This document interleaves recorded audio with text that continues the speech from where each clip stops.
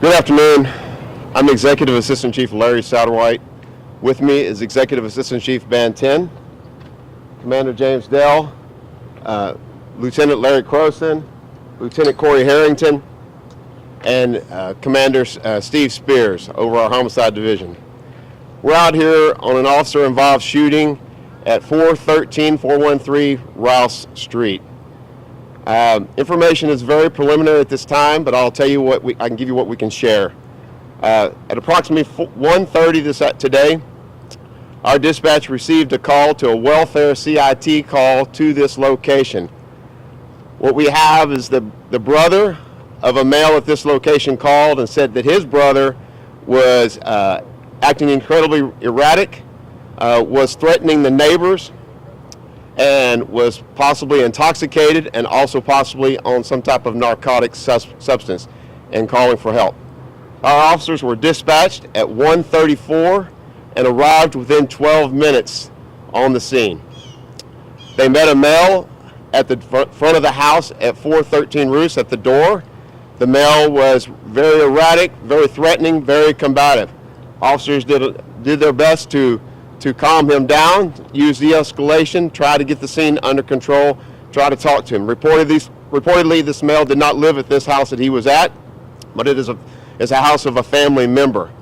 Officers did continue to try to talk to him, but the male refused to listen to the officers, continuing to make threats and move further into the house. Officers followed the male into the house, continued to try to get the situation under control, and at that time, the male made threats that he was going to go get his gun and possibly shoot the officers. Officers, fearing that the suspect or the male was going to do so, did deploy their tasers trying to get him under control and bring the scene to a peaceful resolution.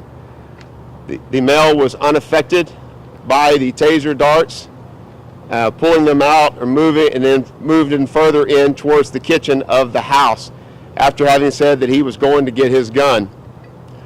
The officers then witnessed him go into the kitchen, and reportedly the male reached for something and then came up, and one of the officers did fire several rounds, striking the male, and the male did go down to the floor there. Officers immediately called for help and assistance, and other arriving units that arrived on the scene minutes later attempted to render aid and take care of the male on the floor. Unfortunately, he is deceased. He did not make it. They're still in the house. At this time, this scene will be investigated by our HPD Homicide Special Investigations Unit. A parallel investigation will be conducted by our District Attorney's Office. Houston Forensic Science Center is on the scene and will process the scene. Our deceased male is 46 years of age. There is, at this time, nothing that we can tell in terms of any type of mental health history that we can find, but that is still to be determined at a later time. Our officers have 4 years on and 1 year, and just over 1 year approximately. Both officers will be placed on administrative leave, which is according to our policy. Thankfully, they are okay, and within 30 days, the video will be released, which is also according to policy. One note: this house is right across the street, as everybody can see, from the school that is across from us, and this did happen right around the time that school would be letting out the children. The school was placed on lockdown, again, which is policy now.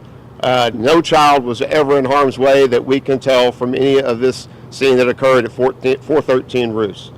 So with that, I will take questions. Was there a weapon in the house? Was he reaching for a gun? We don't know yet. The scene's still active. Once the male was treated and unfortunately declared deceased, at this time we didn't look any further at that time. Our Houston Forensic Science Center will do all of those things. One officer opened fire or two? One officer fired. But there were two in there? There were two officers inside. One officer did fire his weapon. Can you talk about the de-escalation training and the tactics that used to? We go through extensive de-escalation training within our department. Our goal is always to resolve these situations peacefully with no loss of life. This is very unfortunate, and I ask everyone to keep the family in their prayers. This is a very unfortunate situation, but we do much training trying to get our to resolve these things and bring these things under control in a peaceful manner. Was the brother here, or were there other people in the house? The brother was here, yes, that did call. Has he been helpful in talking with detectives about what happened here today? I don't know that at this time. He was the one that called on, to get help with his brother. So, but I do not know how he's responding now with the investigation. Did you say about what time the officers opened fire? How long were they here before that? It was not that long after they arrived. It was only minutes after they arrived. Again, they met him front at the door and spent a lot of time trying to, and I know that's relative a lot, but I mean several minutes trying to de-escalate, but he was resistant to all of that and combative. Where does he live? You see, he doesn't live there. Did he just come over to? I believe he lives next door. He lives next door. I believe so. This is a family member's house that he was in.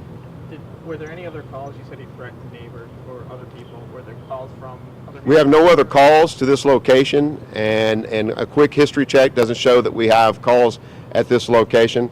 Again, I just want to caution, it's preliminary. More information will follow. I'm sharing what we know now.